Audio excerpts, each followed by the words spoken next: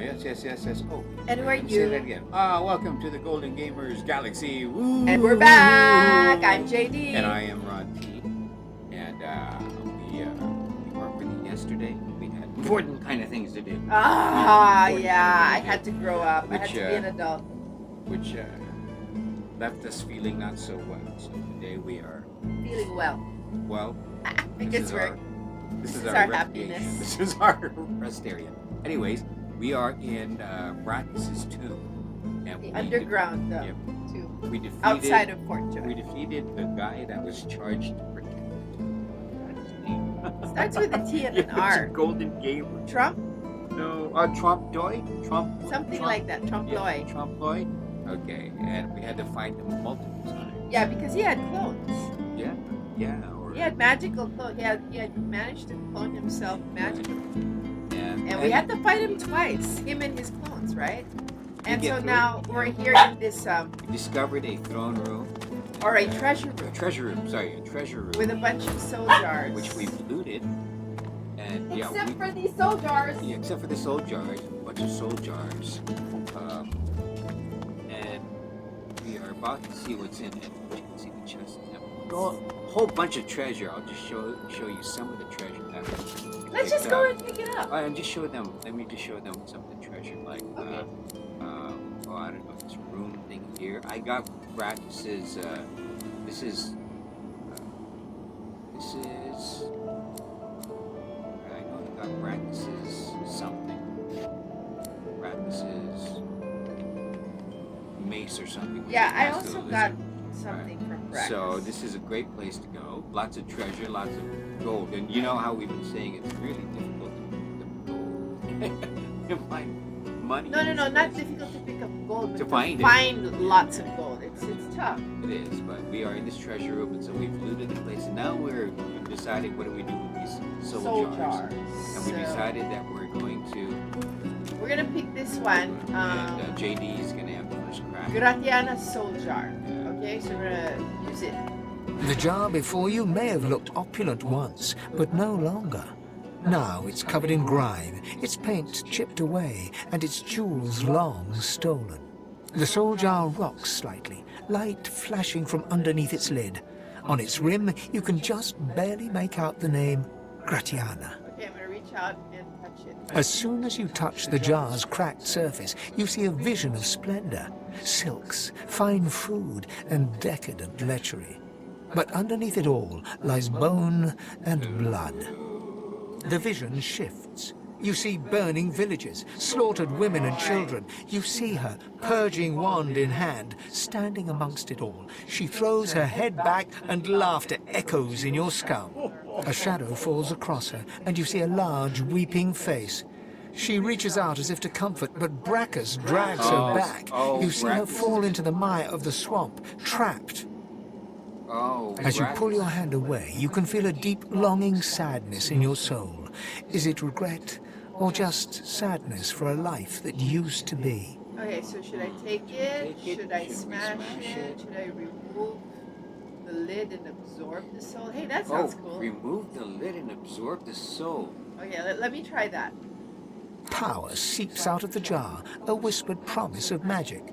But as soon as you feel it tingling on your skin, your source collar locks tight around your neck, burning and squeezing you. With no suitable host, or perhaps sensing a threat, the magic retreats back into the jar. Because we can't. Okay, so I'm gonna choose something else. Something else then. So. The jar sits still. It seems inert. So I can either take it or smash it. Let's smash it. Yeah, because you know what? I think what happens is Braccus traps them. Yeah, and so keeps they're unhappy and they're sad. And they're just inert and stuck there. Yeah. Alright, so I'll take it and smash it. Gratiana's soul flits through the air, eyes wild and desperate. She turns to you as her spirit starts to fade from this world. Freedom! I'm not ready! No, you can't! No! Oh no, did I do something wrong? I don't know. Is that wrong? Should I have kept it? Not yet ready. You know what? Let's go back. Let's try this one. Slip it in the jar. let's try this and see what happens. You try this I'll one. try this one. Necromancer, Quick. quick soul jar. Let's see. Is it the same Necromancer. thing? Maybe we should keep them. Wait a minute. Who's the next one? Another necromancer. Rast. And They're all another one. Are they all These necromancers? 3 are. They're all necromancers. These 3 are. Okay, let's try Quick. quick. Okay. This jar glitters and glows. From within, you think you can make out the distant sound of laughter. I think it's going to be similar. With a jerk, your mind is pulled to a scene in a tavern. You see a dwarf in the center of the room, joking us all around roar with laughter. All bar the zombies, who are slavishly serving food and drink. The door opens, and a tall, beautiful woman stalks into the room.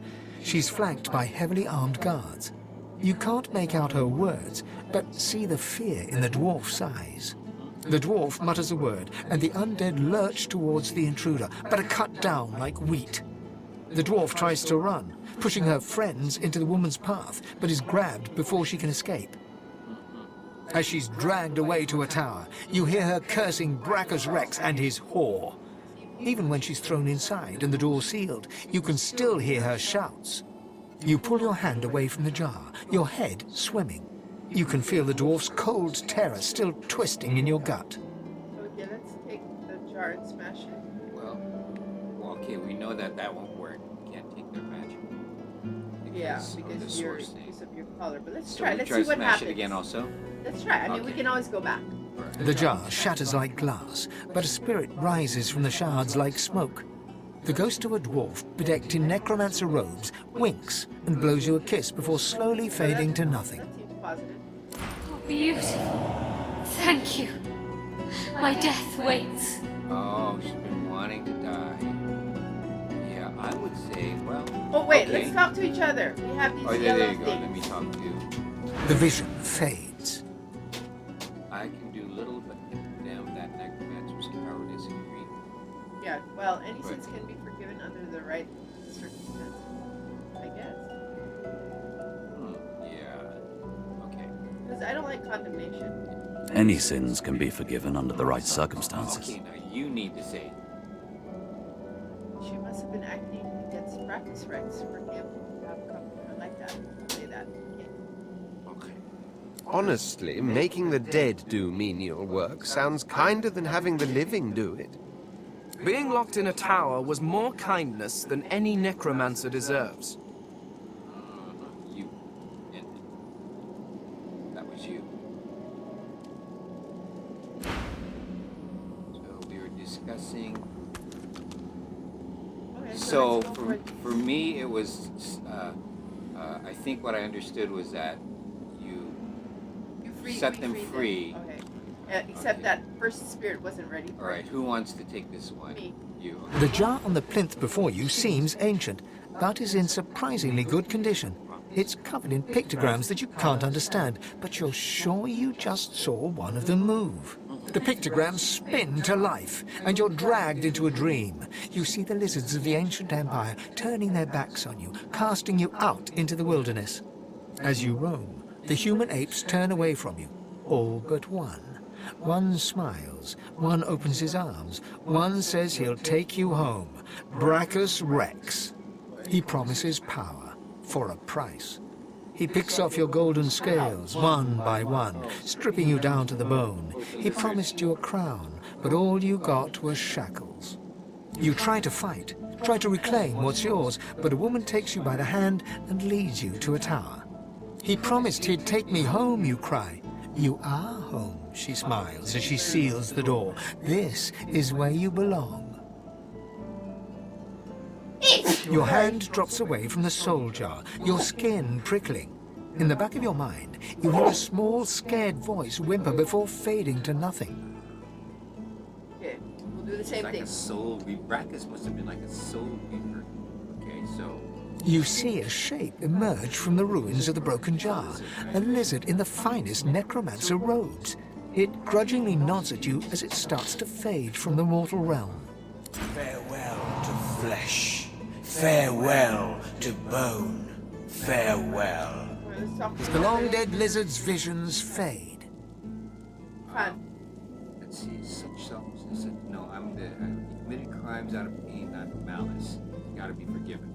I'll stay true to he was a lizard, so I'll stay true to He committed his crimes out of pain, not malice.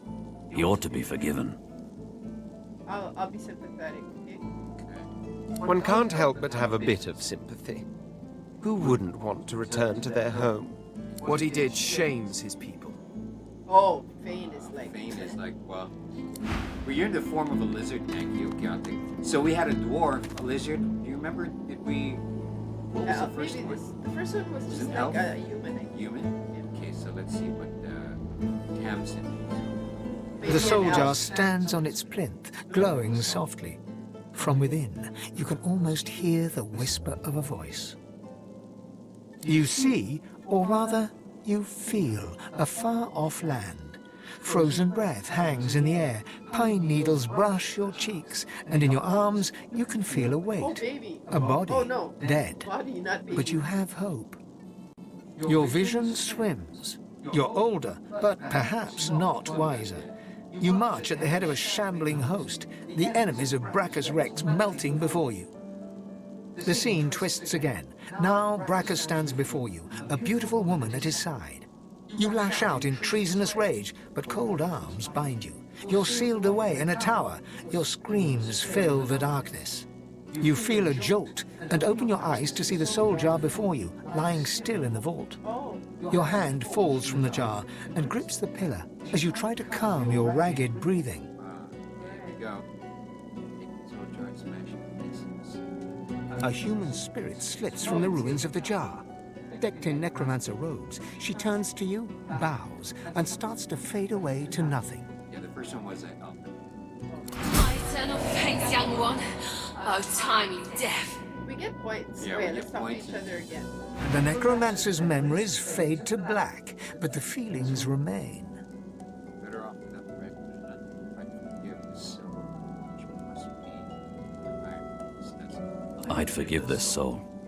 Punishment must fit the crime. This doesn't. You.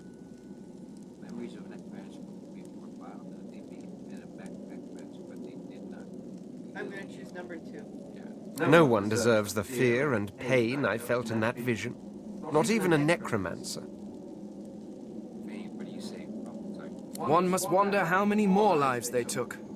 How much misery the scum caused. Fane is contra vida. Fane! Okay. Okay, so let's All right, get so out that of was here. so that was that. That was that. So Nothing that big. was Braccus's. Yeah. We were expecting a fight, but We were there was expecting fights. fights, yeah, because there were 4 Yeah. soul jars, and the last time we ran into a soul jar, yeah, We had like we had fight. to fight to A claim nasty what was ours. fight. So that was the treasure room that we found in Braccus's Braccus Rex's underground Braccus Rex's territory. underground Tomb place. What did they call it? Was it a tomb? Was it a tomb? I'm not quite sure what they called it, but let's check the map. Okay. So this is what it looks like, and it's still under Fort Fort Joy, Joy. but this is underground. Outside of the prison walls, Yeah, but underground. right, still on Fort Joy, right after you, not right after, but across the drawbridge, and you find this cave that is Braccus Rex's tomb. Kind of So a that was boring, that no fight, thing but was, that's okay. But to get here, you can see all the space that we went through, and if you want to see what it took to get to that treasure room, go back and look for episode 8 of Golden Gamers Galaxy.